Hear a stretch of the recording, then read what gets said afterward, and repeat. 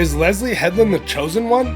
Be toxic. In fact, The Rise of Skywalker might be the best movie ever made. Disney saved my life. We always thought it was George Lucas. Oh, this is hard. Or is it? Is Leslye Headland the chosen one? Star Wars saved my life. Will she bring balance to the Star Wars universe, or will she kill it? And the woman and children too. I killed them. I killed them all. They're dead. Every single one of them. The answer to this question may surprise you. I'm going to give you a hint. It is being destroyed, but not by who you think. In order to answer that question, we need to answer the question of what is the Acolyte?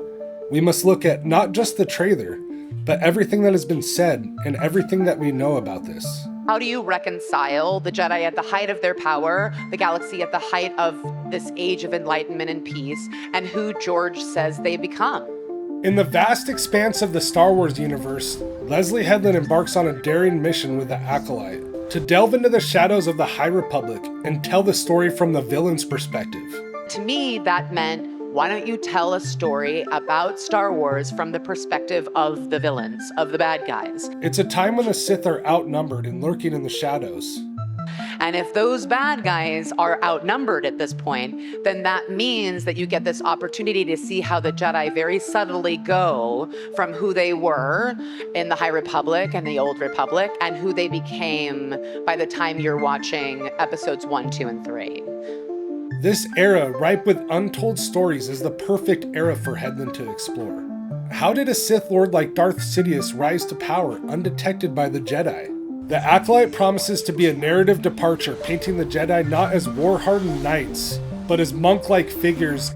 Yet beneath their white and gold robes lies a question that shakes the very foundation of the Force. What is the true nature of power and control, and how does this relate to the Jedi Order? Headland's vision is to unravel the threads of this mystery, challenging the Jedi's practices and their dominance over the galaxy. And bridging that gap between who they are then and who they are when we meet them in The Phantom Menace. The series is not just another chapter in the Star Wars saga.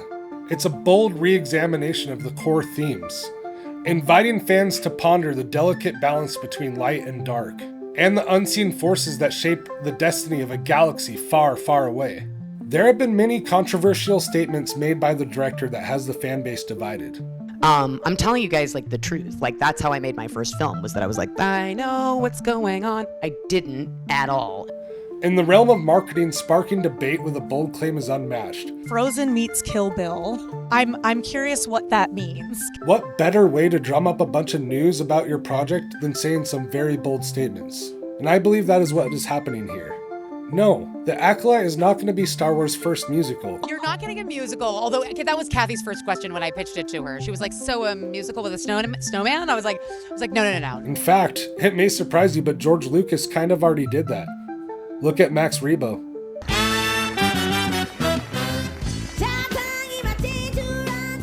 And that's George Lucas's creation, folks. Our supreme leader.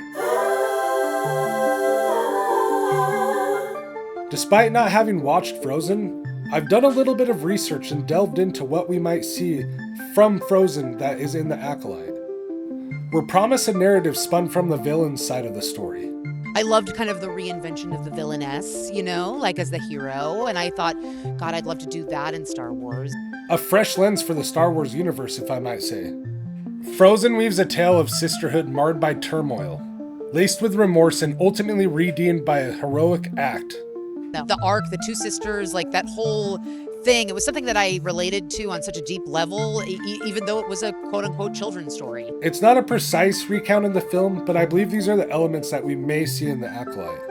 Switching gears to Kill Bill, a film I'm very well acquainted with, expect a tapestry of martial arts, western duels reminiscent of Kill Bill cinematics. I loved Kill Bill so much when it came out in the early 2000s. The Acolyte isn't just another Star Wars story.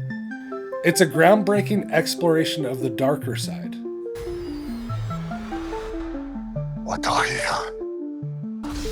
the idea that like that only came from George Lucas, that only George Lucas holds the key for what we understand to be Star Wars is just untrue.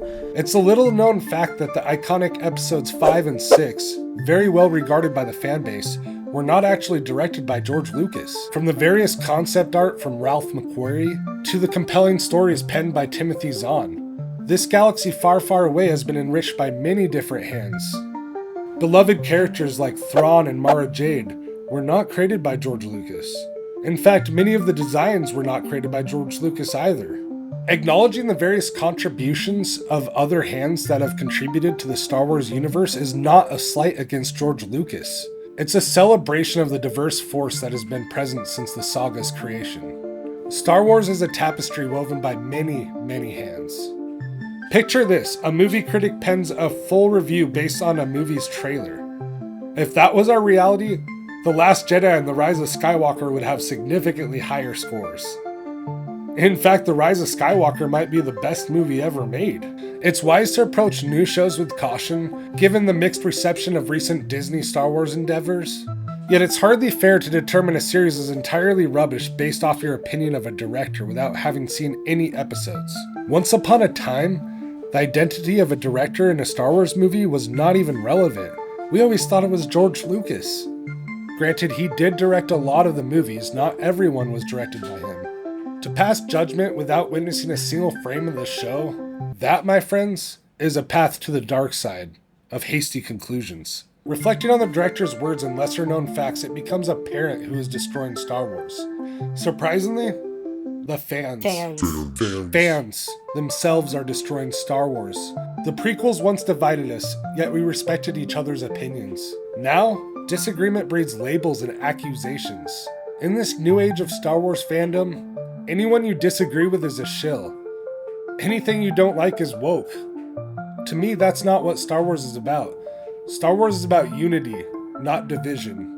I won't condemn your way of enjoying this universe. If toxicity is your choice, I will respect that. I know that it can feel sometimes like, well, I like this thing and I don't like that thing. And if you don't like the Acolyte, that's fine. If my words have entertained you today, if they've been thought-provoking, if you enjoyed this content, would you please give my video a like and subscribe to my channel? There will be a lot more content coming. Until next time, folks, may the Force be with us all.